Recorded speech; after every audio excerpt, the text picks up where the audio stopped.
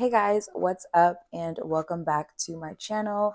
Happy Wednesday to you all. If you guys are new here, my name is Crystal and welcome to my channel. If you guys haven't already, hit that subscribe button down below. Then I'd really appreciate it if you went ahead and subscribed to my channel. So as I've been saying the past 3 weeks now, this true crime series is new to my channel and I'll be putting out a new true crime video every Wednesday, so make sure you guys don't miss it.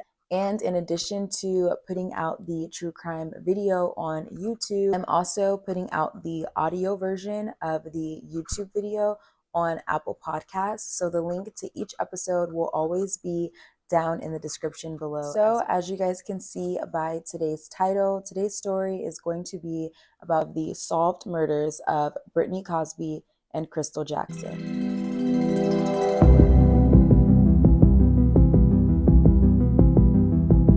So today's video is going to be about two young women who were found on March 7th, 2014 in Port Boliver, Texas. They were both 24 years of age, had been dating each other for about 2 years. But in the early morning of March 7th, their bodies were both found near a dumpster.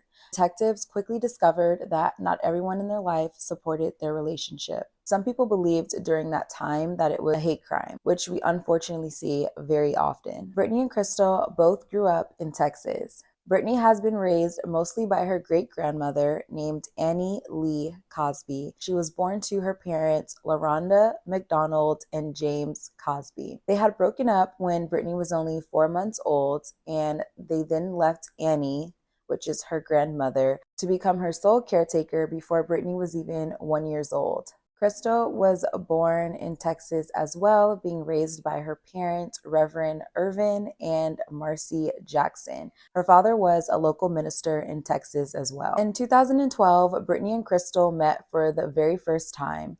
They were both riding the bus together and seemed to hit it off right away. Crystal had a daughter and Britney seemed to love kids. So for this reason, to some people, they were seen as the perfect match. The time Britney and Crystal met in 2012, Britney was actually still living at home with her grandmother. But by now in 2012, grandmother Annie Lee was actually in her 90s and she was in a wheelchair. So Britney sort of became Annie's caretaker part-time, but Annie also had a full-time caregiver and her name was Cora. As Britney and Crystal's relationship started to progress and move forward, Crystal eventually ended up moving in with Britney and grandmother Annie Lee. So about a few months after Crystal and her daughter moved in with Britney, in October of 2013, their living situation actually started to become a little bit more difficult and uncomfortable due to the fact that Britney's father, James, had actually gotten released from prison and moved into grandmother Annie Lee's house as well. Britney's father spent most of her life in prison. Therefore, they weren't able to develop a normal father-daughter relationship. Britney's mom explained their relationship to be estranged. So here's a little bit of backstory on Britney's father, James. Actually, in 1994, James was convicted of sexual assault and served 10 years in prison for that crime. He was then supposed to register as a sex offender once he was released from prison, but he failed to do so. Because of this, he was then sent back to prison in 2011, which is when he then served 2 years upon his release time in 2013, which is now the time that Crystal and her daughter live with Annie Lee and Britney. So about a few months after Britney's father moved into Annie Lee's house as well, the whole dynamic of their house just started to shift in a way. Britney and her father James did not get along at all. So this is when Britney and Crystal started to begin planning their move. They wanted to move out of Grandma Annie Lee's house and they wanted to get their own place together. This had always been a goal of theirs, but I'm sure Britney's father moving in just kind of sped this goal up a bit because, like I said, he did make the household extremely uncomfortable, making comments to Britney and basically saying that he didn't agree with Britney's lifestyle. So to begin this process in early 2014, Britney and Crystal actually purchased a car together. Even though Annie Lee assisted them in getting this car, they were able to get it done, and it was the first goal that they knocked off their list, being together as a couple. So their next goal was to now sign a lease together, but unfortunately, this goal never came to fruition. Crystal's parents stated that they last saw the couple on March 6th, 2014, when they came by to pick up Crystal's daughter and show them their new car as well. Their whereabouts after leaving Crystal's parents' home is unknown, but what we do know is that later on that night, Britney, Crystal, and Crystal's daughter did make it back to Annie Lee's house. So there was a small town about 58 miles from where Crystal and Britney lived called Port Boliver. This town was interesting because you can only access it by a small ferry near the port. The next morning, a delivery man noticed that there were two mannequins lying behind a dumpster. So he then went inside to the store, made his delivery, and then he happened to ask the store manager, like, hey, did you happen to throw out two mannequins, like near your dumpster? After asking the store manager this, they kind of looked at him like, I didn't throw mannequins away, and I surely didn't leave them just lying behind a dumpster. So the delivery driver and the store manager proceeded to walk outside, and as they got closer to the mannequins, they then realized that these were not mannequins. These were actually two human bodies. They immediately called 911 and reported what they found. So once officers got there, it was now clear to them that they were investigating a double homicide. Not only were they in shock that they were investigating a double homicide, but they were in shock because this double homicide occurred in Port Boliver, which, like I said, was an extremely small town that can only be accessed by a ferry. While processing the crime scene, detectives looked around and started to realize that whatever happened to these victims did not happen here. They came to this conclusion because there wasn't enough blood around the area to match the bruises and how badly their bodies had been beaten. It was very clear to officers that this was just the disposable site that these bodies had been dumped at. So after this, authorities still began to process the scene and look around and see if there's anything near that can kind of give them a clue or a hint. While doing this, officers found a few items containing blood splatter on them. One item located was a shutter, and so basically it was the shutter that like you have on the outside of your window, which they found was really interesting because the store didn't have shutters on the outside of the windows. So being that this shutter was laying there at the scene and this shutter did indeed have blood spatter on it as well, authorities thought to take pictures of this, bag it up, send it for evidence, because they were pretty sure that this shutter had something to do with the bodies lying behind the dumpster. So another interesting thing that detectives found at the crime scene was a white envelope. They picked up the envelope. The envelope had blood spatter on it, but then they realized that it was actually a piece of mail.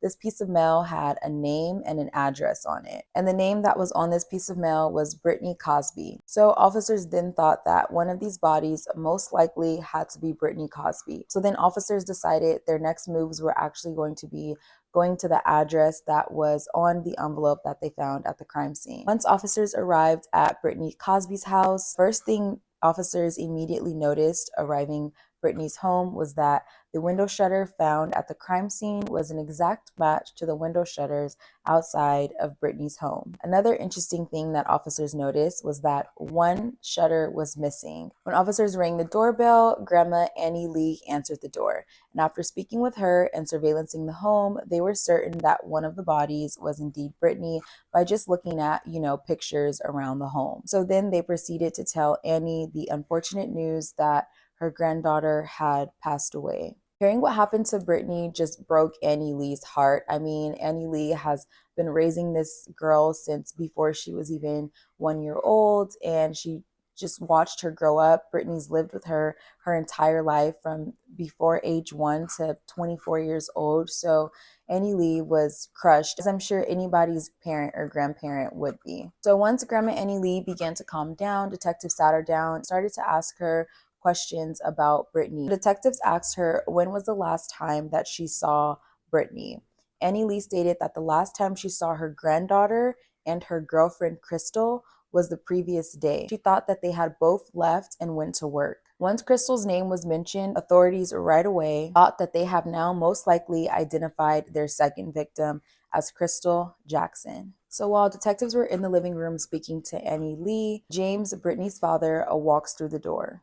Body camera footage actually captures Annie telling James the moment he walks in that Britney is dead. James appeared to be just as devastated as Annie was when the officers told Annie that Britney had passed away. James then stated that the last time that he had saw Britney and Crystal was the morning prior around 7:30, 8 a.m. He stated that it was a pretty regular morning for them and that they did their typical morning routine together, which consisted of getting Crystal's daughter dressed for school as well. He also stated that something interesting that morning was instead of taking Crystal's daughter with them, they left Crystal's daughter at Annie's house, which both Annie and James stated that Crystal and Britney never did. Stated that Crystal and Britney said that they were going to the store and that they'd be right back. Unfortunately, they never came back. James then stated that they called Crystal's parents and they eventually came to come pick up Crystal's daughter from Annie's house. When asked by detectives, neither Annie nor James could think of anybody who would want to hurt or harm Britney and Crystal in any way. They said that they had no enemies, seemed to be happy people, and seemed to be, from what they thought, in a healthy relationship. So authorities continued to question James, and James eventually told them that Britney and Crystal had recently purchased a car, and this car was a Kia Sorento. So with this information, authorities issued a BOLO. If you guys aren't sure what a BOLO is, it's a be on the lookout. So once authorities issued this, the whole town was on the lookout for Crystal and Britney's Kia Sorento. So after this, authorities then proceeded to ask James, what happened to the window shutter outside? Me and the officer walking up noticed that one of the shutters was missing. So would you mind telling us, what happened? James then stated that the window shutter had been broken for a while and that a handyman had came by to fix the broken shutter. And during this, James gave the handyman one of the shutters. So authorities asked, oh, okay, who's your handyman? And James said that his handyman's name was Pepe. So while at Britney's home, authorities got the address to Crystal's parents' home as well. So that was going to be their next stop. They went to Crystal Jackson's parents' home and told them the unfortunate news that their daughter had been murdered as well. So while speaking to Crystal's parents, authorities picked up right away that Crystal's father, Minister Ivan, did not approve of her being in a same-sex relationship and that Britney was actually not even allowed to come into their home. So in the body cam footage, you can actually see and hear Ivan tell authorities that he told Crystal, and I quote, "You're not really gay, you're just up in the head," end quote. Mary, Crystal's mother, stated that she had accepted that Crystal was gay and didn't let it affect their relationship at all. So when asked by authorities, Ivan stated that he had owned a .25 caliber pistol. Ivan also made a comment to authorities that he's told Crystal in the past that Britney would be the cause of her death. And being that Britney and Crystal were both murdered at the same time and their bodies were found together, Ivan was now thinking that what he had told Crystal was right. So when asked about the last morning that Britney and Crystal were seen, Ivan stated that he was so upset when he received a call from Annie stating that Britney and Crystal had left Crystal's daughter at her house alone. He said that he was so upset that he actually wanted to grab his pistol and take it to confront Crystal. But Crystal's mother, Mary, had stopped him and said, "You're not going over to Annie's house. You're not taking your gun over there. This isn't happening." So he backed down and went and put his gun up. So he never went over to Annie's house to threaten Crystal in any way that morning. So clearly this statement by James, raised some suspicion in authorities. Being a Southern Baptist preacher with a gay daughter while living in Texas, doesn't sit well with some people. And he made sure that Britney knew that he was extremely disappointed in her relationship with Crystal. So as authorities began to further dig into Crystal and Britney's life, they quickly realized that not everyone in their life approved of them nor their relationship, nor were they happy for them. Detectives started to believe that something may have happened to Britney and Crystal because of the fact that they were in a same-sex relationship. So before leaving Mary and Ivan, which are Crystal's parents' home, detectives collected Ivan's pistol and asked the parents to come down to the police station just so that they can get an official statement from them. Then they wanted to ask them a little bit more about Crystal's life. So while the parents were at the police station discussing Crystal's daughter, they stated that the father was not in Crystal's life nor the daughter's life. So once they gave authorities the name of Crystal's child's father, they began to look him up and then called him into the police station for questioning as well. He did state that he in no way was involved in his daughter's life, and that the last time he had actually seen Crystal and his daughter was a month prior to their murders at a grocery store, when he just coincidentally ran into them while the both of them were at the store grocery shopping. So they proceeded to collect evidence from him, got his alibi, and then continued their investigation. So once Crystal and Brittany's bodies were taken in, they further examined them and they began to think that Britney was the main target. Authorities thought this because her body was severely beaten and she had a lot of blunt force trauma to her head. That whoever did this, it seemed to have been personal, and they were most likely extremely angry while they were beating Britney. And Crystal, on the other hand, had a single gunshot wound to the head, which ultimately caused her death. So once authorities had further analyzed Britney and Crystal's body, they then shifted their focus to people in Britney's life, since now they think that Britney was the main target for their murders. A few days after Britney and Crystal's bodies were discovered, a man called the police department stating that he had found a wallet belonging to Britney and that he had mailed the wallet back to the address that was on the ID that was inside the wallet. They then went to the location in which this wallet was found and pulled nearby surveillance footage in the area. This is when they saw Britney and Crystal's Kia Sorento drive past in the footage about 15 minutes after James stated that they left Annie's house the morning that they went missing. After tracking the footage and street cameras, it was later revealed that their vehicle did drive onto the ferry that day. So now officers are seeing the actual footage of their vehicle getting onto the ferry the day that their bodies were found. Now, officers just needed to know who was actually driving the vehicle. Because the camera was a little bit distorted, all they were able to make out was the vehicle. They weren't able to see who was driving, who was in the passenger seat, or if somebody was even in the passenger seat of the vehicle. So later on that evening, authorities saw from the surveillance footage camera that when the car reached the guard leaving the ferry, which was around 9 p.m., the cameras captured a male getting out of the vehicle. So this is now confirming that a man was driving Britney and Crystal's car. The guard described him as a tall male, being clean cut and being really nervous, as if like he wasn't familiar with the car. Like when he got to the guard, he was rolling his window down awkward. He like braked a little bit harder than someone driving the car normally would have. So to the guard, it just appeared that like this person just was not familiar with operating this vehicle at all. Detectives then had the guard explain exactly what the man looked like. They had a sketch drawn up of the man. So once authorities had this sketch, they then went back to Annie's house and asked Annie if the sketch looked familiar. She said no. They also asked Cora, which was Annie's caretaker, if the sketch looked familiar, and she said no as well.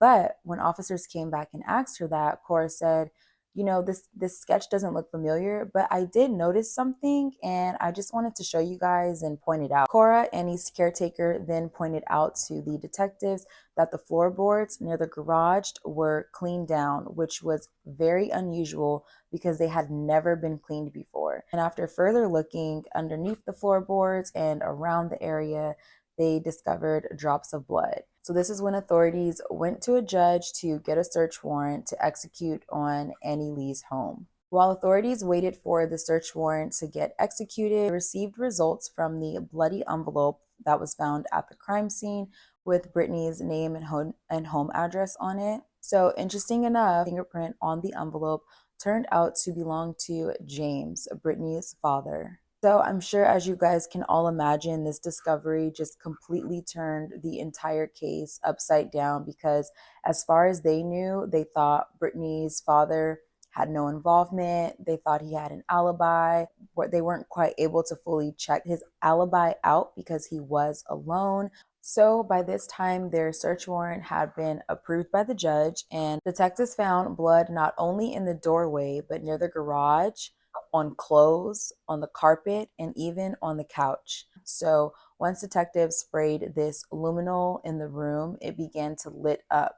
They then further discovered boxes of bullets, and they also determined that the blood on the shutter actually had belonged to Britney. They also found a blood splatter on one of the shutters that was still attached to the window, and this blood splatter on that shutter had actually belonged to Crystal. After this, finding this mounting evidence, they found boxes of bullets, and I'm pretty sure they knew that these bullets did not belong to Annie. These bullets were kept in the room that James was staying in. Now that they have James's blood on the envelope and his fingerprint at the crime scene, they have blood all in his room lit up with the luminol. They found bullets. Now detectives are definitely taking James in for another statement and his second round of questioning.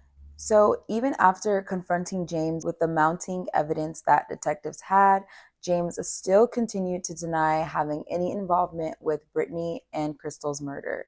But authorities had enough evidence to actually arrest James, and so they did. Once James was arrested, Britney's mom spoke out and said that she had thought James killed Britney and Crystal. She thought this because of comments that James made, stating that Britney and Crystal's relationship didn't sit right with him, nor his beliefs, because James was actually Jewish. Kimberly, James's girlfriend, stated that that morning she met up with him in a liquor store parking lot, and that's when she noticed the type of vehicle that James was driving. So this statement from James's girlfriend, Kimberly, was basically now proof that James lied to authorities about his whereabouts the morning that Crystal and Britney's bodies were found. In April of 2014, the silver Kia Sorento was found in the parking lot of a local Houston strip club. When authorities were alerted that this vehicle was found, they started to investigate inside the vehicle, and in the trunk, they found the bullet that was actually used to kill Crystal. In the car, they also found cigarette butts in the ashtray.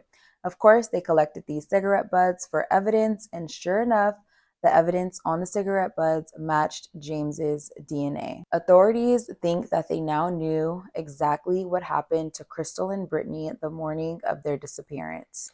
Authorities believed that Britney and her father had gotten into an extremely heated argument that morning that turned into a physical altercation. This led James to brutally beat Britney during this time. While James was brutally beating Britney, Crystal had taken her daughter outside of the house so that she wouldn't witness this. Authorities believe that when Crystal walked back into the house from taking her daughter to the car, that when she walked in, she was probably caught by an extremely bloody scene. And authorities are assuming this because of, again, the amount of blood that appeared on the walls once the luminol was sprayed.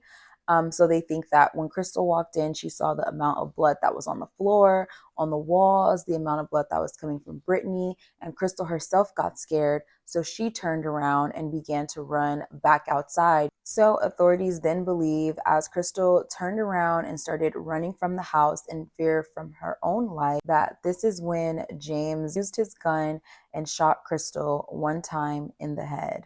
Authorities had also believed that Crystal's 5-year-old daughter unfortunately witnessed probably most of the attack on Britney and her mother. So now authorities think that Britney was murdered inside the house by James by brutally beating her with the window shutter and probably other objects as well. And they also believe that Crystal was murdered outside near the vehicle, which is why some of Crystal's blood was found on the shutter of the home outside, and the bullet used to kill Crystal was found in the trunk of their vehicle. About a year later, after James was arrested for the murders of Crystal and Britney, in June of 2015, he was charged with 2 counts of capital murder. During the trial, the prosecution ultimately determined that James's motive for these murders was jealousy. After having people talk on the stand, and they started to really understand things that James was saying around this time, prosecutors actually believed that James was jealous that Britney and Crystal, were starting to do good for themselves. They had a car, they were about to get a place to live. And you had James, on the other hand, who had just been released from prison for the second time, who had basically been in prison all of Britney's 24 years of living, and he didn't really have much. He was living at home with his mother, and pretty much had nothing to his name. So Cora, she actually recalled that the night before Britney and Crystal went missing, she remembered James being super upset that for dinner that night, Britney, Crystal, and her daughter were all eating pizza and James was eating a bologna sandwich. So from this, people thought that this just made James even more jealous. Like, he's out of prison, he's staying with his mom, he's eating bologna sandwiches, and he's looking over at his daughter in this healthy, happy relationship. And they have Crystal's daughter, and they're eating hot meals for dinner. So Cora explained this situation that night to be extremely odd, and she actually stated that James had started an argument with Britney the night before because of this. People that were close to Britney think that James murdered her more so because of her sexuality and that it went against his belief and being Jewish, more so than him being jealous of her. But then you have other people like Cora, who thinks that James murdered Britney and Crystal because he was more so jealous of them than not agreeing with their lifestyle or their relationship per se. So in trial, after only deliberating for 3 hours, the jury came back finding James guilty of 2 counts of capital murder, and he was sentenced to life in prison without the possibility of parole. At the sentencing, James was asked if he had any last remarks to make. James stood up and he continued to speak his innocence, stating that he had nothing to do with Britney and Crystal's murder. It is a good thing that justice was served and that James was put in prison and will spend the rest of his life there. This was a senseless murder, and Britney and Crystal were 2 young women starting their lives and had great things going for them and were excited to just build their life together. And Annie also stated that, she loved having them in the home with her. But I'm really glad that, they ended up getting justice. And I know that to this day, Britney and Crystal's families are still affected because no one deserves to die in any manner, but no one deserves to die regardless of if you agree or disagree with the lifestyle they're living. It's like people can literally just be living their happy lives, and that can make someone else angry. So if anything, I hope this case just urges you guys to continue just to live your best and happy lives, because you're going to have haters everywhere. And unfortunately, Britney had one living right in her house. This man was Britney's father, and it was just so unfortunate. So that is all I have for you guys today. Let's continue to keep the conversation going in the comments. Let me know what you guys think James's motive was. I personally think that it had nothing to do with them being in a same-sex relationship at all. I think that James was just an envious and jealous and greedy person.